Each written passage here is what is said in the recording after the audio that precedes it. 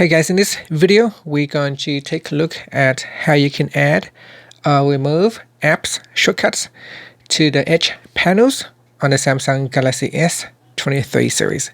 First, tap on the home button to go back to the home screen. On the home screen, swipe down at the top, and this will open up the quick settings panel. In here, tap on the settings icon.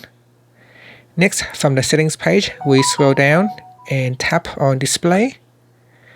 Now scroll down and tap on Edge panels.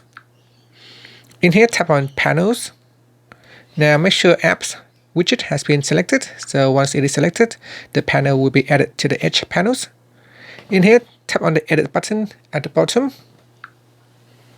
And on the right hand side is a panel that has all the shortcuts for apps. To remove any apps that you don't want to use, you can tap on the remove button like so.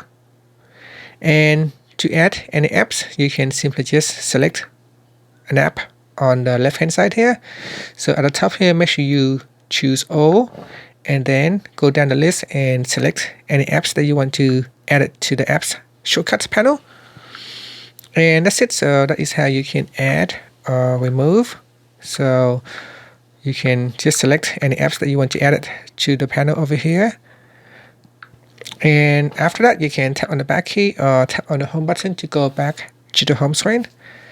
Once you have added the shortcuts or the apps shortcuts to the panel, you can simply just wipe on the edge to open up the Edge panels. In here are a list of all the apps shortcuts that you can select.